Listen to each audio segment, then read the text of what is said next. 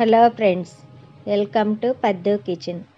ఈరోజు మనం పచ్చి పులుసు చేసుకుందాము. పచ్చి పులుసుకి కావాల్సిన పదార్థాలు: ఎండుమిరపకాయలు,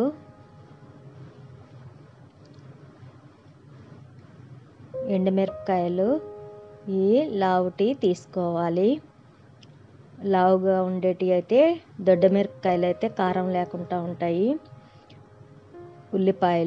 ఉల్లిపాయలు నలగొట్టి వేసుకున్నాను నీళ్ళలో, అంటే ఘాటు ఉండదండి ఇట్లా వేసుకుంటే, అందుకని నేను ఇట్లా వేసుకున్నాను. నూనె, 2 వంకాయలు, నిమ్మకాయ అంత చింతపండు, జీలకర్ర, ధనియాలు, ఎల్లిపాయలు, కరింపాకు, సాల్ట్. ఇప్పుడు చింతపండును శుభ్రంగా మనము నీళ్ళలో కడుక్కుందాము. ఇప్పుడు నీళ్ళు వేసి నానబెట్టుకుందాము చింతపండును. ఇప్పుడు మిరపకాయలను తుంచేసుకుందాము. ఈ విధంగా తుంచుకోవాలి. వేయించేటప్పుడు బాగా ఎగుతాయి తుంచేసుకుంటే. ఈ మిరప గింజలు సపరేట్గా పక్కకు తీసుకుంటున్నాము.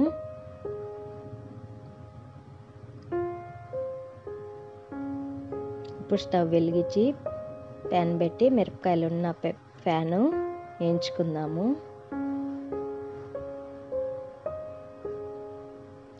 ఈ మిరపకాయలు మాడిపోకుండా కలబెట్టాలి. ఇప్పుడు మిరప గింజలు తీసుకున్నాం కదా సపరేట్గా, అవి వేసి వేయించుకోవాలి. 2 కలిపి వేయించుకుంటే ముందు మిరప గింజలు మాడిపోతాయండి, అప్పుడు పచ్చిపులుసు చేదొస్తుంది. ఇప్పుడు జీలకర్ర, ధనియాలు, కరింపాకు ఈ 3 వేసి వేయించుకోవాలి.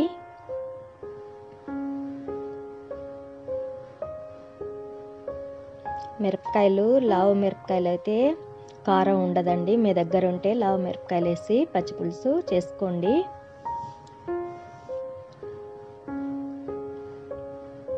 ఇప్పుడు వేగినాయి, పక్క తీసి పెట్టుకుందాము. ఇప్పుడు వంకాయలను కడిగి పెట్టుకున్న వంకాయలకు నూనె రాసుకోవాలి. ఈ విధంగా మొత్తం వంకాయకు నూనె రాసి పెట్టుకోవాలి.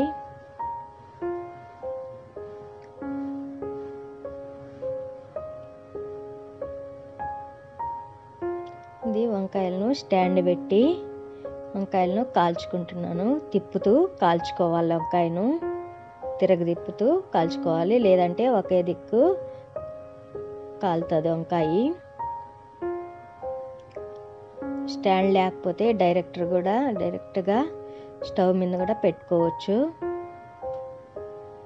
ఈ విధంగా నల్లగా అయ్యే వరకు వంకాయను కాల్చుకోవాలి. ఇప్పుడు వంకాయ కాలింది కదా, సపరేట్గా తీసి పక్కన పెట్టుకున్నాము. ఇప్పుడు వేయించుకున్న మిరపకాయలను ఈ విధంగా చేత్తో నలుపుకోవాలి.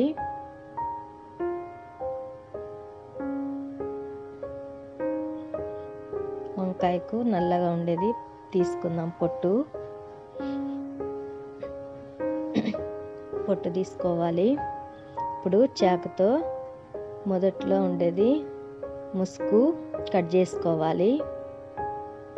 ఈ విధంగా కట్ చేసుకోవాలి. వంకాయలను కాలదు, అప్పుడు కాలుతూ ఉంటుంది కదా, నలుపుకోవడానికి ఈజీగా ఉంటుంది చాకుతో కట్ చేసుకుంటే. చింతపండు కూడా ఈ విధంగా నలుపుకోవాలి. ఇప్పుడు వంకాయలు వేసి నలుపుకుంటున్నాము. చింతపండు, వంకాయలు ఈ విధంగా నలుపుకున్న తర్వాత ఇప్పుడు నలుపుకున్న మిరపకాయలను వేసుకున్నాము. దాంట్లో సాల్టు,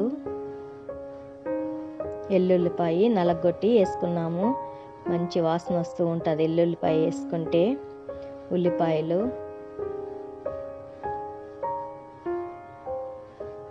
ఇప్పుడు ఇవన్నీ వేసుకున్న తర్వాత చేత్తో బాగా నలపాలి.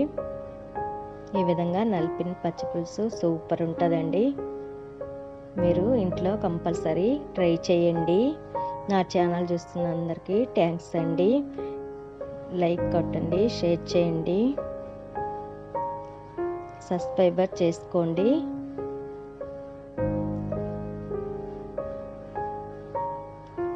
ఇది రాయలసీమ స్పెషల్ అండి.